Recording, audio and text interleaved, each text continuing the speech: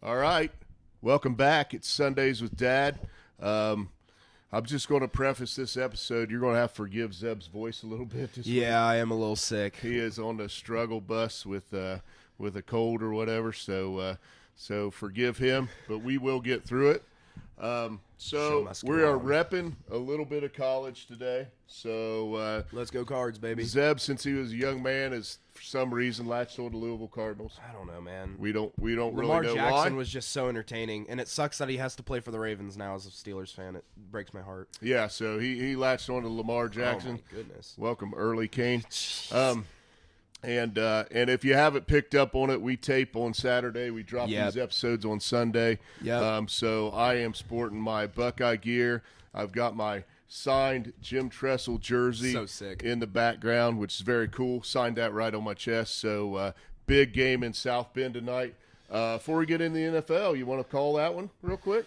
I have faith in the Buckeyes. Yeah. I mean, like I've thought they were a pretty good team. Like before coming into the season, I really liked them. I kind of thought that everyone was kind of down on them. Yep. And even as a person who doesn't actually like the Buckeyes, I mean, I do like Ryan Day as a head coach. Yeah. So I know a lot of Buckeye fans question him, but honestly, what I've seen is pretty good, and I think he's one of like the 5 or 7 college coaches that could actually win a national championship. Yeah, so. And it really looked like things were starting to come together from a chemistry standpoint for this team last week against a Western Kentucky team that's not as bad as what people think as far as the matchup. So let's go Bucks. Go into South Bend. Sorry, touchdown Jesus. You got to go. And I think Louisville's going to take it out against Boston College. I mean, we're 3-0. We might be 4-0. So I mean. Whoa, watch out for them Cards. We got to play a lot of ranked teams, though. So. All right, got to run that ACC gauntlet. Oh, yeah. Okay, whatever. There's like, we play every ranked team in the ACC, and Clemson's not even ranked, so. Yep. Interesting. For us, that's really hard. Another interesting game. I think it's kicking off at noon on Saturday is Florida State at Clemson today. Okay. Anyway, this is an NFL show. We're going to talk NFL football. Been a long week. Deep breath, man, and let's get into this weekend.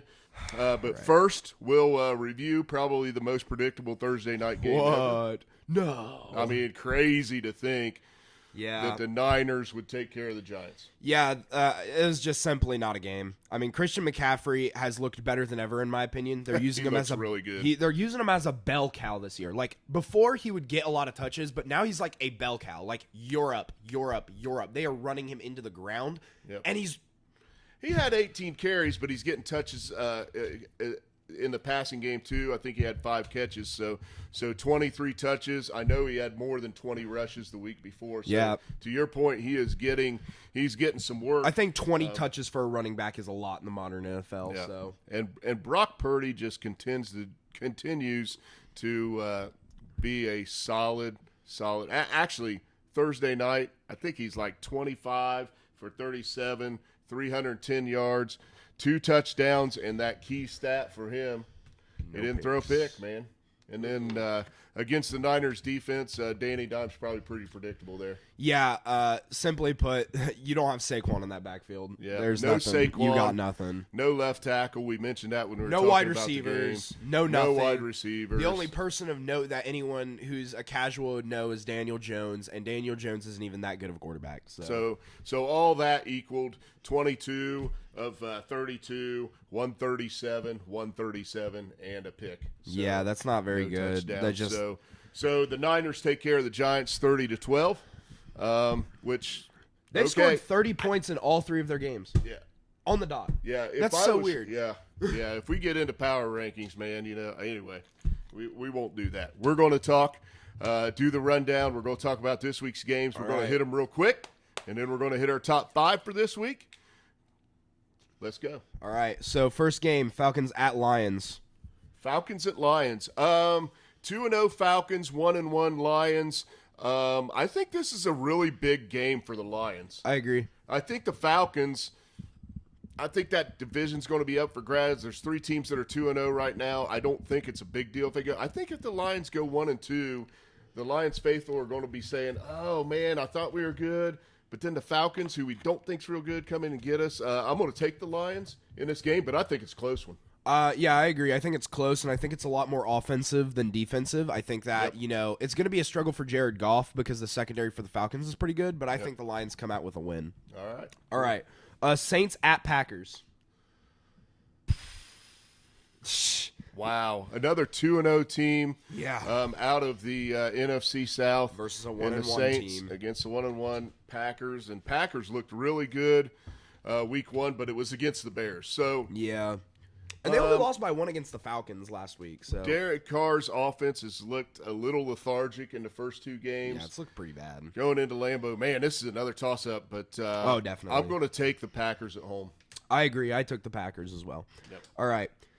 Texans at Jags. Jaguars. I'm going to take the Jags. Yeah. Jags are what? Are the Jags 1-1 now? So, so I they're... could say a lot more about the game. I'm just going to take the Jags. Texans are going to have to win eventually. Yeah. But, right now, I don't. don't think so. I'm going to take the Jags, even though this would be the game that the Jaguars would traditionally lose. All right. Just saying. All right. Bills at Commanders. Interesting game for me there because the Commanders are 2-0. They are at home. The Bills faltered against a pretty good Jets defense in week 1 when they had a great opportunity. Another close one, I think. And Howell did not look bad last week going into Denver. He hasn't looked bad. So I'm going to take the Bills just because I think they're going to continue to right that ship a little bit. I actually am agreeing with you on that take. I'm going to take the Bills. So Colts at Ravens. Richardson's out. Yep, Minshew mania, baby. Ravens. I'm taking the Ravens, man. I watched them live last week. Dude, Lamar looked as good as I've seen him look in his career. Yeah. From a quarterback Pocket having extreme talent and also manage the game and Poise. seeing things from the pocket. Mature, poise, good words. Yes. Yeah. Ravens. See, this is, I don't think as much as this is the Ravens because, watching trends of NFL teams and head coaches more specifically, this is a game that Harbaugh would struggle in just out of nowhere. It's random, right? But also I think Minshew isn't a terrible quarterback, but last year when he was starting, he was not very good. And this year when he came in last week, he was pretty solid. So I don't know really where to gauge the Colts as a team just yet. I mean, they're 1-1. I thought they were going to be one of the worst. They haven't looked like one of the worst. I'm going to take the Ravens. But I would say this could be a sneaky one. Yeah, it could be sneaky. And Minshew's not bad. He is a very reliable. My buddy of mine said I said serviceable on the podcast last week, and he didn't really like that word, so I won't use that word. But he's serviceable. I won't use that word. Backup. Anyway, but I think the roster altogether on the Ravens side is better. And Minshew versus Lamar, I'm taking Lamar. Amen. Yep. All right. Patriots at Jets. Ooh. Defense. Patriots have played pretty decent in their first 2 games. And we took them as an upset last week. And the Jets, I think the wind is still out of the Jets' sails. They went down to Dallas and got their butts kicked last week. I think the Patriots come in here and sneak out a close one. I agree. I think this is going to be a very close one. I have this as kind of like my biggest toss-up of the week. Yeah, and I think that I'm going to take the Patriots, which I know we took them last week, but they're 0-2. It's Belichick. He's got to win eventually. So I mean, yeah, you know where they're going to finish. Yeah, they're going to finish 7-10, 8-9, whatever. All right. So, Panthers at Seahawks. Is Bryce Young playing this week? Nope. Andy Dalton. Love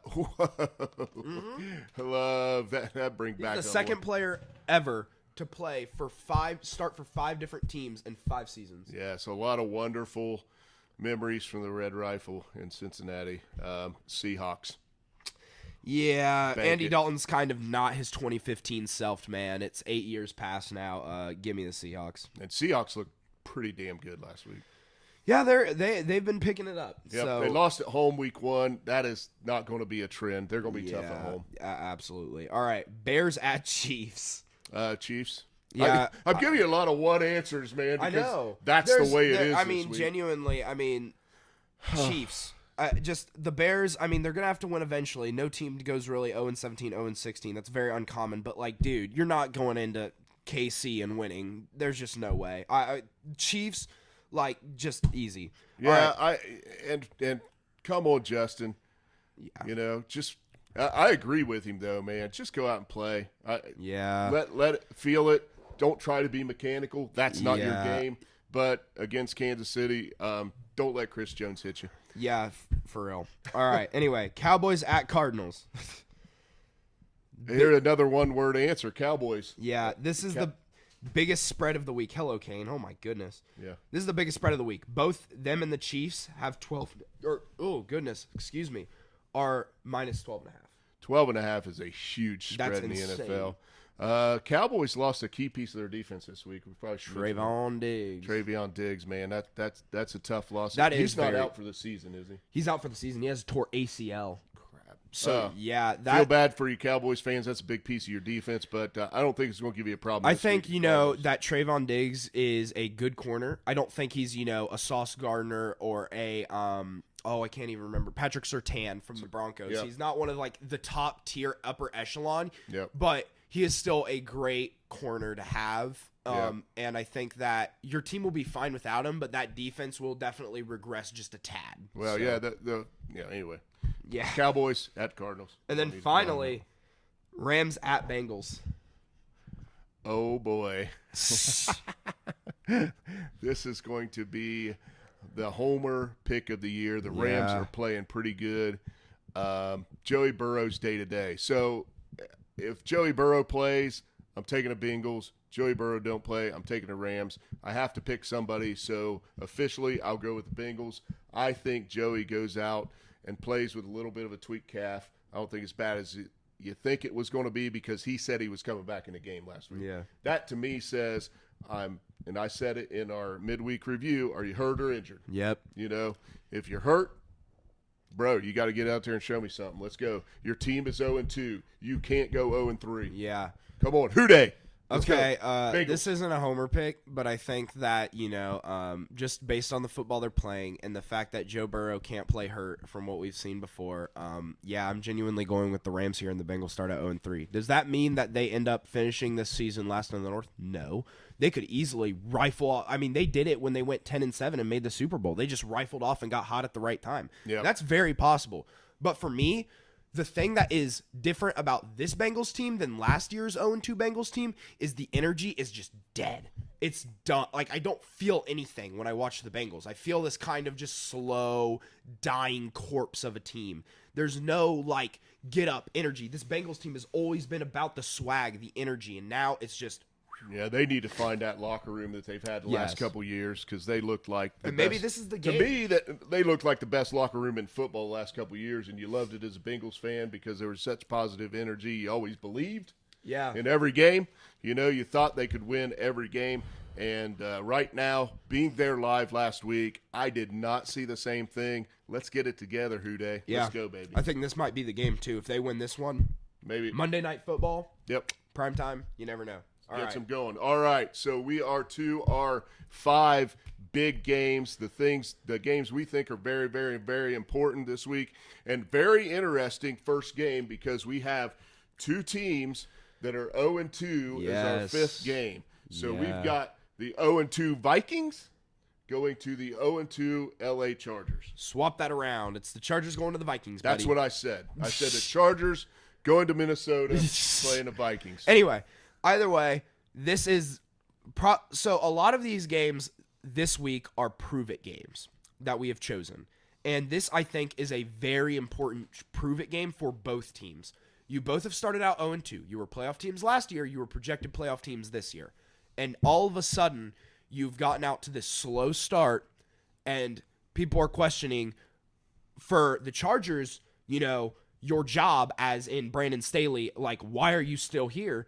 And for the Vikings, is you were a fluke last year. So now all of a sudden, you guys walk in against each other. One of you's got to come out the victor. And the one that loses, big, big question marks about the rest of this year. Oh, absolutely. Because, the Vikings go 0-3 in that division with an emerging Lions team. Right, that could be a problem. They go on 3. The Packers aren't bad either. I mean, that's what I was getting ready to say. You could end up behind the Packers. Looking at the offensive side of the football, Cousins had a great game last week against Philly. No dub. Yeah, no dub. You said earlier that Josh Allen was the Luka Doncic, right, of the NFL. Well, last week Cousins was the Mike Trout, right? Oh. He's just ripping it all over the field. 4 touchdowns, no turnovers. Guess what? Yes. Can't never get a dub, man. Absolutely. Like, I mean, you have literally, I think that's a beautiful metaphor because you even have Justin Jefferson on that team acting like Shohei Ohtani, the best in the game at wide receiver, and it's just. Yeah, well, guess what? You're not getting the end zone, Justin. Yeah. I mean, they're connecting. He's had 2 great statistical games, no pay dirt, although Mr. Addison is hitting it. He's getting there. And T.J. Hawkinson, who might be top 5 tight end in the league. Absolutely. I mean, he's got the end zone twice last week, so lots of good things. But one thing on the offensive side of the football for the Vikings, I wrote down here when I was studying for the game, is 4 lost fumbles in the first 2 weeks. Yeah, it's. I don't think you can. There's no way you're going to maintain that. Like the amount of fumbles they're having. Yeah, that's just unrealistic for the NFL season. But even with those fumbles, I mean, dude, you cannot let that defense hit the field. That defense has just been putrid. Yeah. Like, I mean, it might not show it in the scores because you played the Buccaneers and they could only drop 20 against you, or it might not show in the score against the Eagles, who didn't really like put up that much. Like, this defense is putrid. It looks bad. Yeah, they looked really bad against DeAndre Swift last week. I mean, the guy had that's 1 carry in week 1, last week 28 carries for 175, and just lit you up, Vikings. But you got to get your ball security right. One big key to this game, Eckler didn't play last week, and I think the Chargers really need him in their run game. I think their run game is not nearly as prolific without that guy. Absolutely. And that could be a big difference in this game is Eckler's health. But if he's healthy, run game, you got Mike Williams, got Keenan Allen, all the tools. I mean, the Chargers' offense is not sputtering in the least bit. They are getting it done okay. But their defense as well, yeah. I mean, they gave up 27. Their secondary looks awful, and especially if you're week. giving, J.C. Jackson the contract that you did, and you're starting to realize the trend that every AFC team, every NFC team has realized that when you take pieces from the Bill Belichick era on defense, whether it be the coach and Matt Patricia for the Lions, or whether it be the players, you start to realize, it's not them, it's Bill Belichick's system. Yeah, your defense is getting lit up in L.A. Yeah, it's just not good. Week 1, you got lit up by Tua and Tyreek, Justin Waddle. Okay. Yeah. I'll buy that. That's okay. You got lit up by Tannehill last week. Yeah. Man. I mean, it's like fireworks for that guy. That's not a good thing. And that's not okay. Dude, that's just terrible. If you'd have told me you scored 24 points in that game, I say you would. That's like Andy Dalton coming in for the Panthers and dominating the Seahawks this week. Like, that's like literally what I equivalate it to. All it's right, just not so good. who you like in this game? I'm going to take the Chargers. I am trusting in Staley this again, even though I shouldn't, but I feel like it's more of a Vikings thing to fall to 0-3. This is more a historic Vikings thing. I think that the Chargers, there's no way Justin Herbert lets them fall down, and if not, then Justin Herbert's going to get some question marks. Yeah, Vegas has this game as basically a pick 'em. Yep, Chargers are +1. So they're getting a point on the road. The over/under is 54. They're getting a point now? If that means anything. Yeah, the Chargers are getting a point. Yeah. But to me, that's a pick'em game. So yeah, the Vikings were getting the point earlier, but. So we both like the Chargers. Yep. Moving on. What's the next game we got? Broncos at Dolphins. The Fins. I really wanted this game to be on the list because in the preview I talked about Mr. Payton and Russell Wilson. Yeah. And maybe this not working out. They are 0-2 now, and you got to go to Miami team that is looking real good right I think, at the end of the day, I think of trade-offs in the NFL. I think that when you replace a guy, you got to think about what you're losing, right? This is oftentimes seen in offensive linemen. There will be teams that have good run-blocking offensive linemen, and they replace them with good pass-blocking, but they lose that run game. And I think right here, this is a prime example. We gave what's-his-face a lot of crap last year, the Broncos head coach. I can't even remember. Nathaniel Hackett. Yeah, Nathaniel Hackett. We gave Hackett a lot of crap last year, but at the end of the day, his defense was really good. Yeah, right? Now he's gone. His offense was putrid, don't get me wrong. But now the offenses look solid. Russell Wilson played solid last week. He did. But now he had 308, 3 TDs, and a pick. But now your defense is struggling a little bit. And I think that as a Broncos team, I could tell from the very beginning that this was a defense that was off of scheme and structure rather than player talent. And I think that's showing a lot right now. And this Broncos team, you've got to get a win here. Like, and this is the Dolphins. This could change your season. Like, this is the momentum builder. But if you don't, you fall to 0-3. You bring up a great point about the Broncos defense. You let Sam Howell come in and go off in your house. Yeah.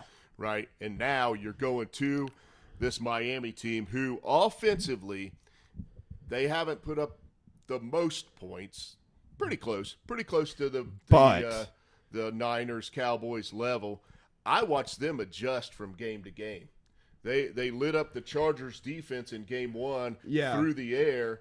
And then they come back and they go into the Patriots and they know, hey, we got to establish a run. This is our opportunity to manage the game on the other end of the passing game. But Raheem Mostert looked like a Hall of Famer last week. I think what's scary to me compared to the Niners and compared to the Cowboys is that the Cowboys have kind of been helped a lot by their defense. And the Niners, they've also been helped a lot by their defense, but also they're kind of more a methodical passing game. Yep. The Dolphins are like fireworks, dude. Like, they're like, pew, pew, pew. And with those two weapons and Jalen Waddle, Tyreek Hill, man, like, you let one of them loose for one play, that could be a touchdown. Yep.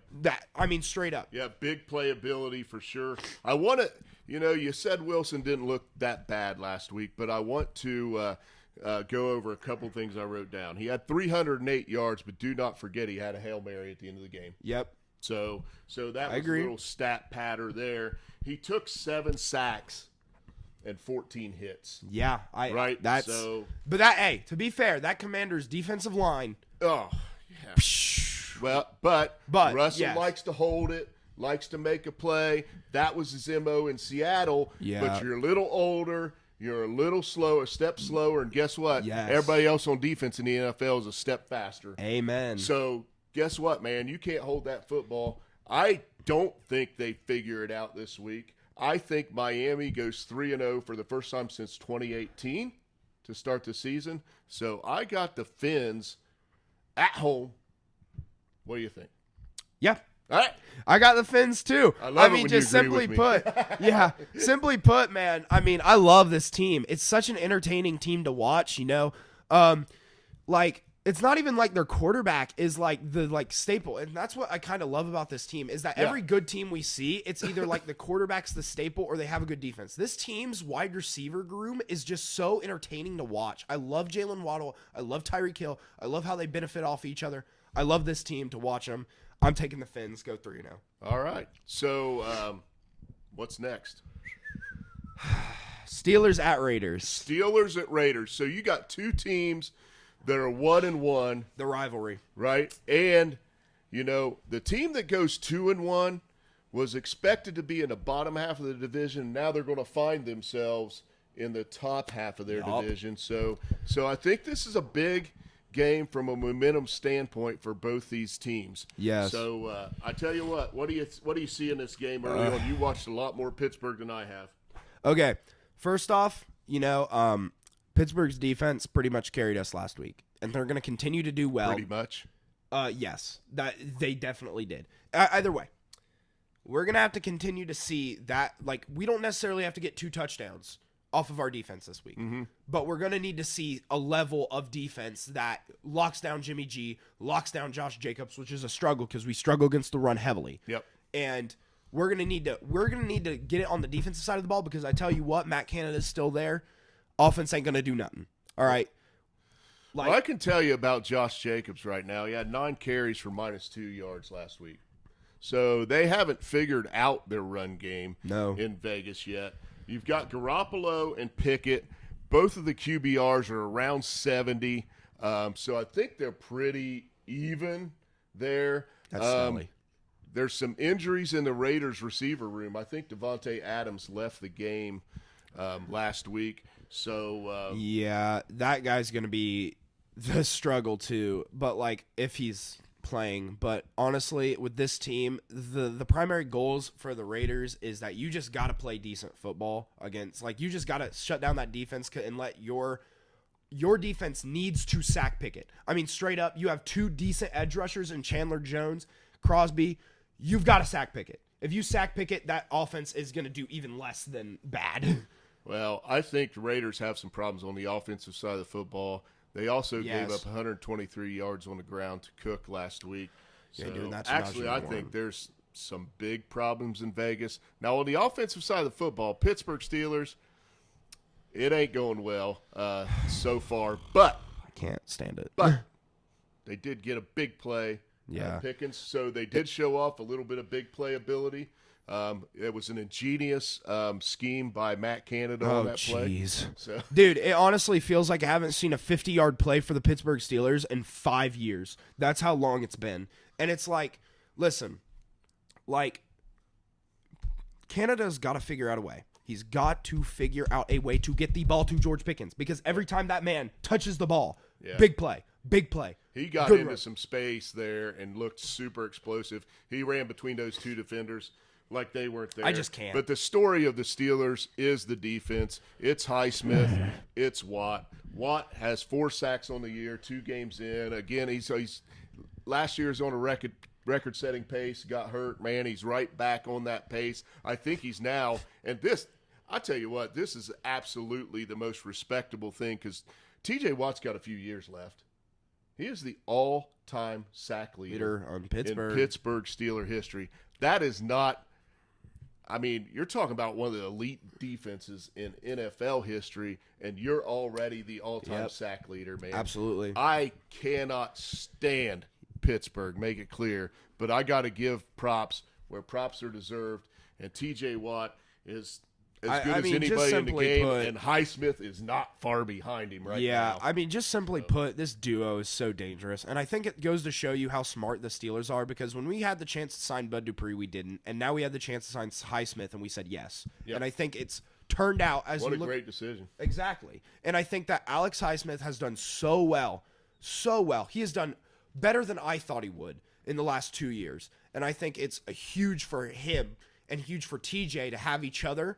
And I think it showed. They're responsible for 14 points last week and the win. The game was 26-22 last week, if you remember. Those 14 points were the 14 points that won the game. He had the pick 6, and he had the strip sack that T.J. Watt picked up to return. I mean, also, a thing to note about this game is that Minka's probably back. Like, it's pretty likely he's back, even though the injury with Chubb and stuff like that. I mean, you have that star power there at Minka. You have Dominic KZ, who is our strong safety.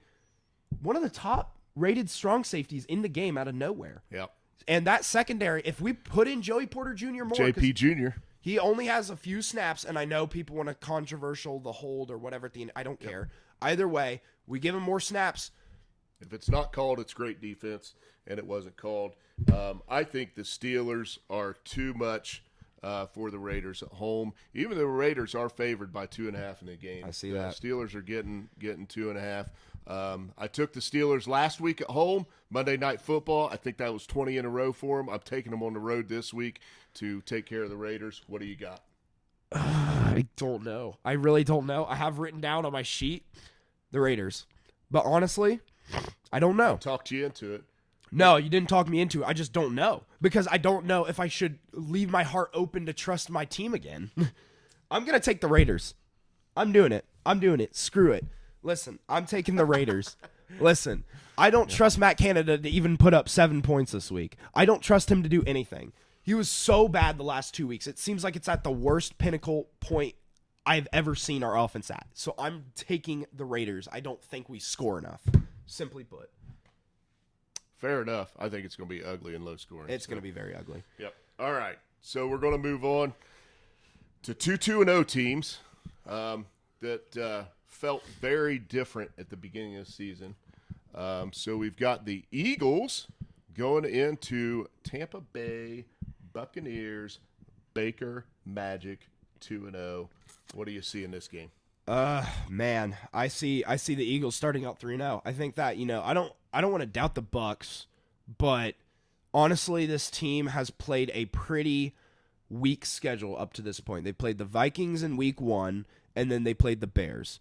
And I'm not saying they're not good, because honestly, I'm quite impressed with the team I've seen. But I think that when you talk about NFL teams, there's levels to this, man. And there's a level right now where the Eagles, the 49ers, the Cowboys are occupying over the rest of the NFL. And I think that those three teams have kind of cemented themselves in the first 2 weeks as like, these are the teams to beat, at least right now. And I don't see that out of the Eagles just yet. I know their Super Bowl team last year. They don't look like the Niners and Cowboys to me. They've played the Patriots and Vikings and have not looked dominant. That's true. I'm just saying they haven't looked dominant. They are 2-0. They're coming off a trip to the Super Bowl, and everything feels good right now. But I haven't seen them do what they were expected to do, in my opinion. Okay?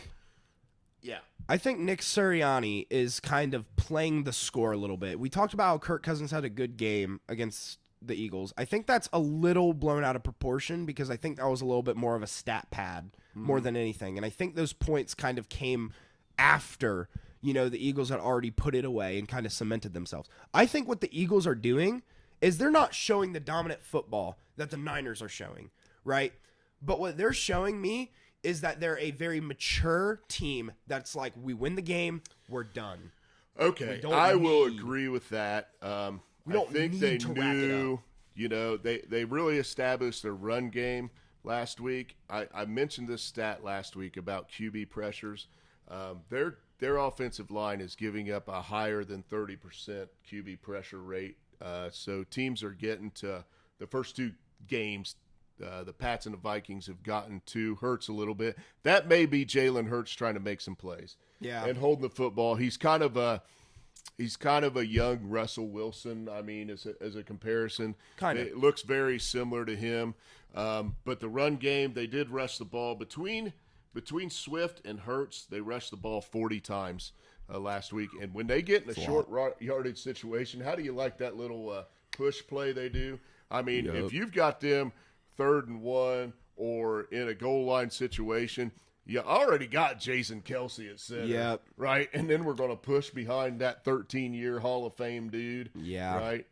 They get it every time. They have kind of mastered that play. So short yardage situations, man, they're getting first downs, they're keeping drives alive, which defends the position of view of managing a football game, and we've talked about that in the NFL, how important that is. Yeah. So we do have to talk about Baker a little bit, right? Back-to-back, I think, 0-pick games. He had 317 last week, 9.3 yards per attempt last week against a bad Bears team. I was about to say, the Bears.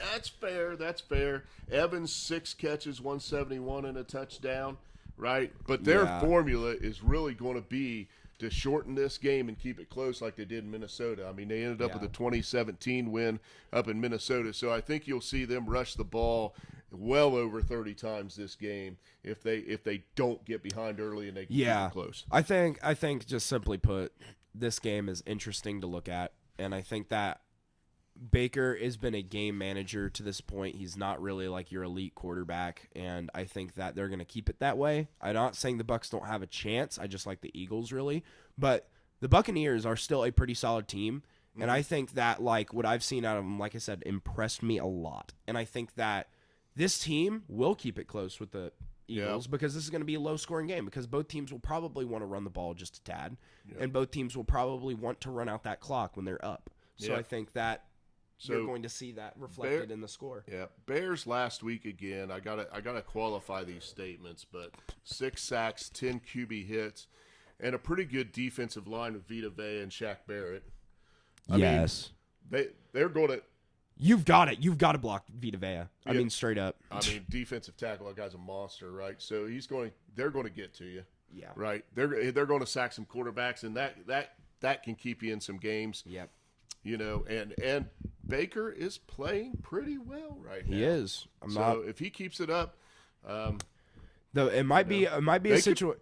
Listen, I'm just saying, if Baker continues to play this way whole season, right? What does that say about the Browns organization? Just saying. Hey, I said it early on. He was just a couple years removed from almost getting Patty Mahomes, and right now he looks better than Deshaun Watson. I'll just say this, man. It's like the Drew Brees injury. He had the same exact injury as Drew Brees, but he decided to play through it. And he didn't look good when he played through it. And then people kind of were like, oh, he's such a bad quarterback. And then they kind of threw him to the side. I'm like, dude's like literally injured. It's not hurt. He's injured. Right. Like this and is he played through it. He was a champ. And I mean, like at the end of the day, we're kind of seeing the effects. Is he like an elite quarterback? No. Is he first overall pick worthy? No. But at the same time, like better than Deshaun Watson. Is the NFL starter worthy? I think we've seen that over his career. When he's healthy, he's good. So you already said you're taking the Eagles down there. I'm not. Oh. I am not. I am Baker Magic. He's getting it done in Tampa Bay this week.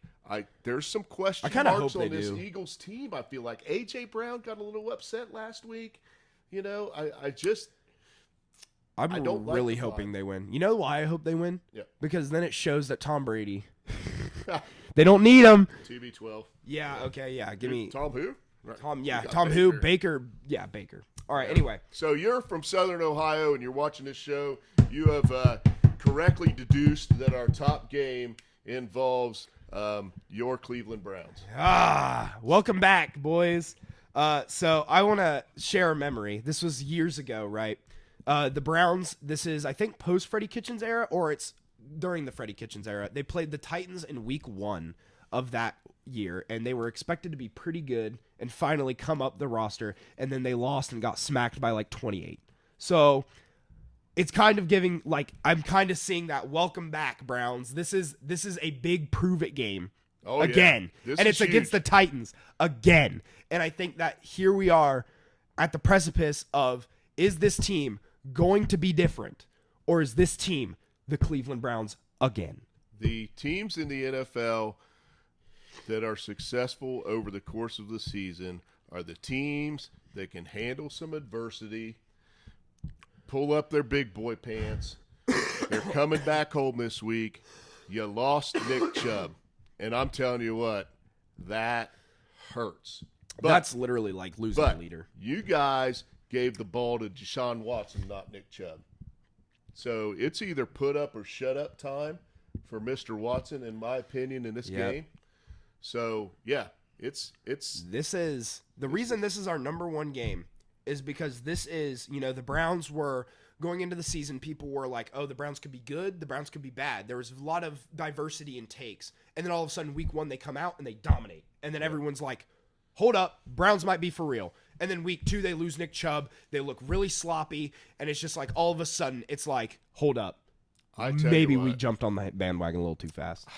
I do not believe in this team long-term without Nick Chubb. I don't either. And I'm going to read off some names. Jerome Ford. Oh, he had 106 last week. He had 70 on one play. Yep. He had 106 yards. He had 70 on one play. Okay, showed some big playability. Good job. Big playability. That's not the Browns style. That's not their offense. They are going to – they're nice methodical holes. Nick Chubb breaks tackles in the second level and gets, 8 yards out of those holes up front. He's not there. And then your receiver room is Amari Cooper, Donovan Peoples-Jones, Njoku. That roster does not make me go, wow. No. Sounds a little bit like a Texans roster without D-Hop. Whoa.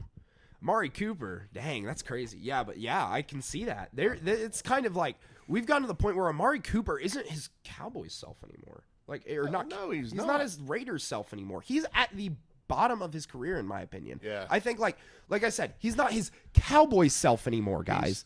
Let's not bottom him out here. Oh, man. dude, I mean, but is he Juju Smith-Schuster?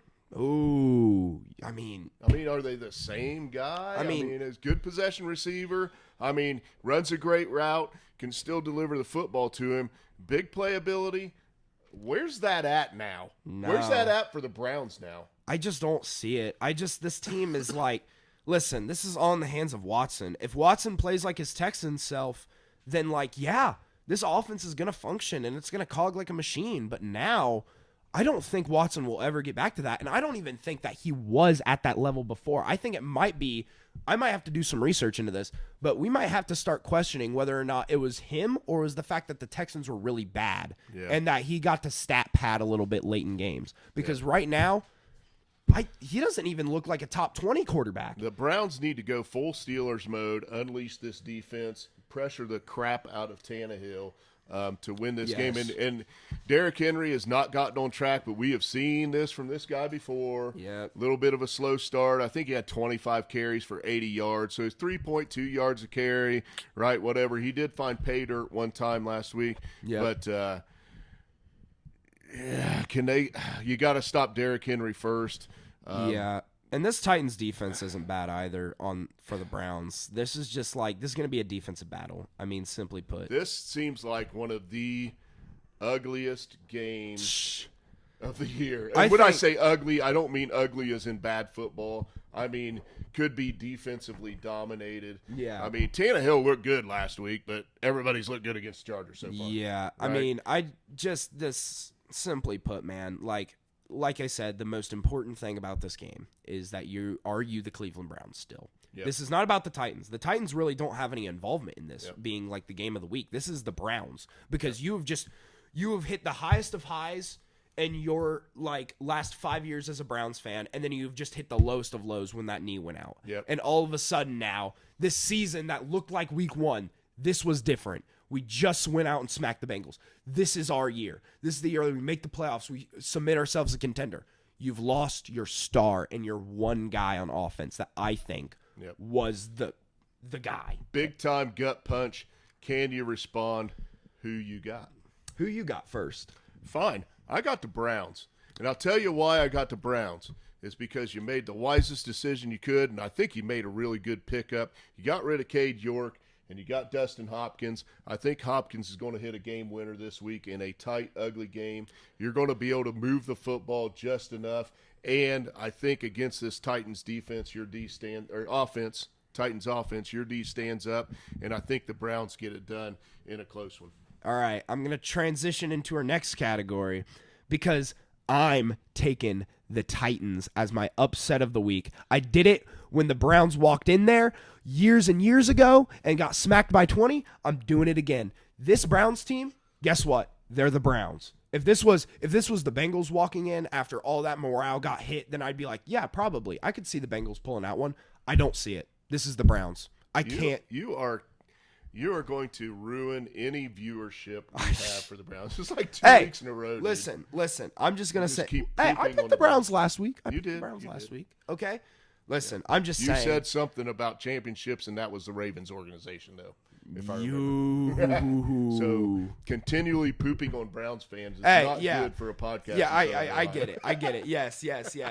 But listen, I don't hate the Browns. I don't hate Browns fans. I'm just saying that as a Steelers person, I feel obligated that I can make fun of little brother.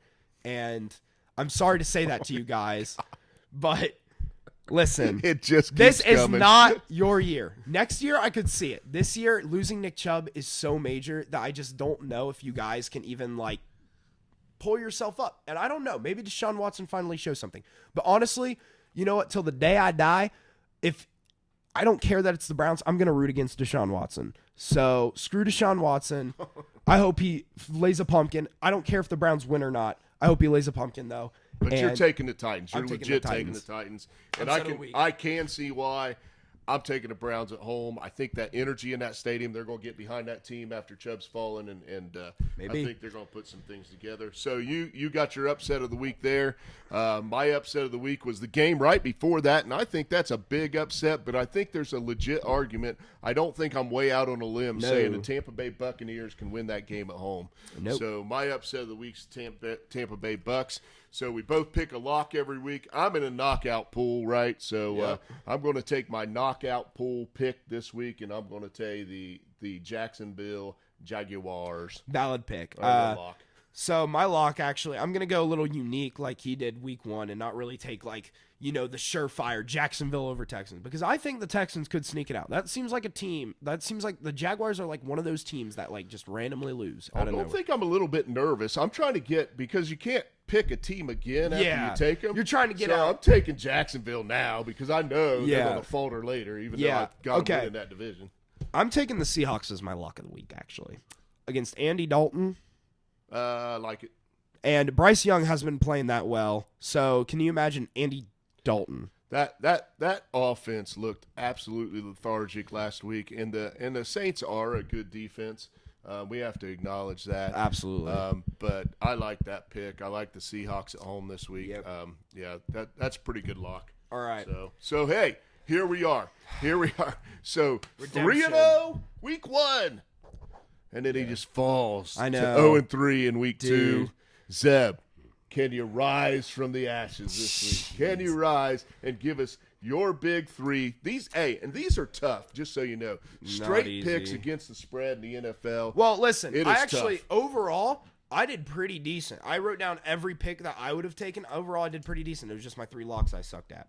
Okay, my first lock this week is the Packers over the Saints at -1. All right, this is a pick'em game. I think you should always try to flip a coin on a pick'em game. And I like the Packers. I don't like the Saints starting out 3-0, and I know that defense is good, but I think that at the end of the day, Jair Alexander, that Packers defense, turns Derek Carr and continues to have Derek Carr be a pumpkin. And I think that Jordan Love is going to be the first to actually dissect that Saints defense. I'm having my draw blank moment right now on the running back for the Packers that was hurt last week. Jones? Aaron Jones. Is he healthy? I'm not sure, but they have A.J. Dillon. They do have A.J. Dillon, but they're much nicer with a 1-2 punch, and that gives Jordan Love a lot of weapons. The truth, though, is that Saints offense, Derek Carr, he's looked like one of the worst QBs in the NFL. It does not look good. It didn't look good week 1 against the Titans. It didn't look good week 2 against the Panthers. So, I mean, I don't see them going up to Green Bay and flipping a switch. So I kind of like your pick, especially with it being a pick-em game. All right. Team. So my next pick'em game is going to be my lock of the week. 5.5 Seahawks, -5.5. I think they're going to go up there and they're going to cement their offense again, and they're going to show that they're still a playoff team. I like that. I mean, they're not even going up there. They're at home, right? Like, the Panthers have to travel there. And I think I can't tell if the Panthers defense is good against the Saints or the Saints offense is that bad. I think it's the Saints offense is that bad because the week before they played the Titans and they were just kind of. So yeah, I don't hate that one either, man. I was kind of high on. I've been roller coasting the crap out of the Seahawks team. Yeah. All year I've been like, right. So all right. So yeah, I can get on board with them going to home and covering that spread. Okay. Yeah. So Seahawks. These are my 2. These are the 2 that I had. Parlay those 2 games. Maybe. Okay. Listen. So these are my 2 that I was deciding between. I was deciding between the Chargers now at +1, and I was deciding between the Titans at +3.5. Now listen, I'm not saying. See, I have the Titans winning, but here's why I think this is going to be my lock, is because, like he said, if the Titans aren't winning, someone's kicking a game-winning field goal, and the spread's at 3.5. Yeah. So I'm just going to say this. I think that half point, very beneficial for the Titans. And I'm not saying the Browns necessarily lose, but I'm saying that this game is close enough that 3.5 point spread for the Titans is pretty dang good. So you're taking it. Gosh. Man, can you stop pooping on the Browns? I'm not pooping. This pick is not a poop on the Browns. I'm a Bengals fan. I took the Browns. Listen, I took the Browns last week as one of my locks, and they let me down. That's true. Dude, I'm not pooping on the Browns. Well, they let you down because of Chubb. No, Deshaun Watson, man. Well, he was the guy that got the strip sack. He's the one that threw the pick, even though it was a tip ball. But and they don't have Chubb, man. Yeah, I know, and that's why I'm taking the Titans here. Yeah. But either way, and then another spread that I would like watch. that Chargers one. What you were talking about that Chargers +1 Chargers. I like that a lot, and I also think that a couple other picks, or just one other pick, I should say, is +3 Falcons at the Lions is something to watch. I wouldn't bet it, but just watch it. If that moves significantly in the favor of the Lions, then maybe if that gets up to 4 or 5, then All right. But either way. Cool. Another fun weekend in the NFL. We're looking forward to it. Stay tuned. We're working on some different things for the show coming up that could be big and fun. We're not going to put it out there at all yet. But once we have some things confirmed, we'll start marketing that, man, and getting some interaction with some of our local fans. We're looking forward to that. So So good luck this week. Hopefully you got a nugget you can take, win a bet or root for a team or make a fantasy move. So hopefully it helps you, and we'll see you midweek for a recap. Go Cards, baby.